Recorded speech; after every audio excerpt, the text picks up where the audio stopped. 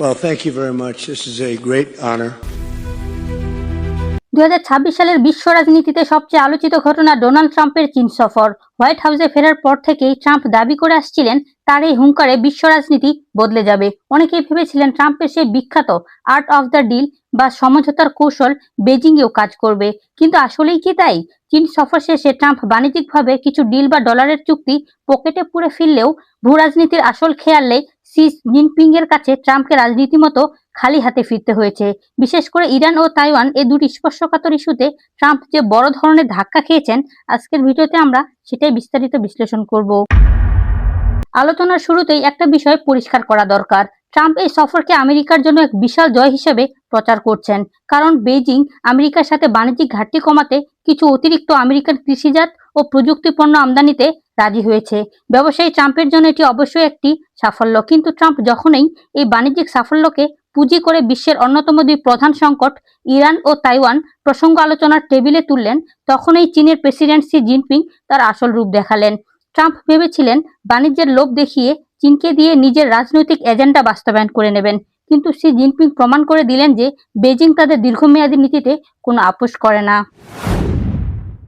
প্রথমে আসা যাক ইরান ইস্যুতে। ট্রাম্পের অন্যতম প্রধান লক্ষ্য ছিল চীনকে রাজি করানো, যাতে তারা ইরান থেকে তেল কেনা বন্ধ করে বা কমিয়ে দেয়। ট্রাম্পের যুক্তি ছিল চীন যদি ইরানের তেল না কেনে তবে অর্থনৈতিক চাপে পড়ে ইরান আমেরিকার শর্ত মেনে নিতে বাধ্য হবে।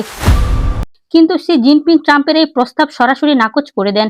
কেন জানেন? কারণ ইরান শুধু চীনের তেলের উৎস নয়, বরং মধ্যপ্রাচ্যে আমেরিকার একাধিপত্য ঠেকানোর জন্য ইরান হলো চীনের সবচেয়ে বড় কৌশলগত মিত্র। চীন বিগত বছরগুলোতে ইরানের অর্থনীতি ও সামরিক খাতে বিলিয়ন বিলিয়ন ডলারের বিনিয়োগের চুক্তি করেছে। শি জিনপিং ট্রাম্পকে সাফ জানিয়ে দিয়েছেন চীনের জ্বালানি নিরাপত্তা এবং মধ্যপ্রাচ্যের ভূ রাজনীতিতে ইরানের অবস্থান অপরিবর্তিত থাকবে, এবং আমেরিকা চাইলেই চীন থেকে পুরনো বন্ধুকে ত্যাগ করবে না।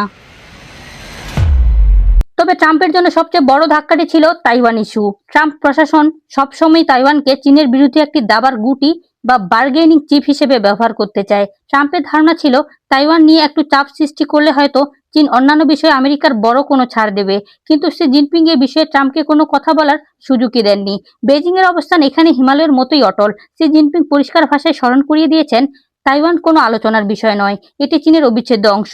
চীনের কমিউনিস্ট পার্টির নীতি অনুযায়ী তাইওয়ানকে মূল ভূখণ্ডের সাথে যুক্ত করা তাদের জাতীয় মর্যাদার প্রশ্ন। ট্রাম্পের কোনো হুমকি বা বাণিজ্যের লোভ শি জিনপিং এর এই ঐতিহাসিক অবস্থানকে এক চুলও নড়াতে পারেনি। উল্টো চীন আমেরিকাকে তাইওয়ান নিয়ে আর কোনো উস্কানি না দেওয়ার কড়া বার্তা দিয়েছে।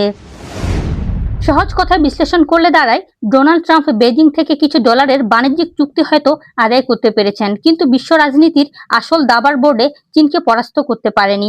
ইরান ও তাইওয়ান ইস্যুতে শি জিনপিং এর অনড় অবস্থান আমেরিকার জন্য এক বড় ধরনের কূটনৈতিক ব্যর্থতা।